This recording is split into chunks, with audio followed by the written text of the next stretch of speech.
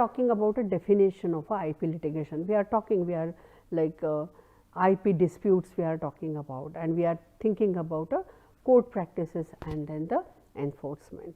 So, the base is like there is a dispute. Now, this litigation, when we are talking about what exactly it is.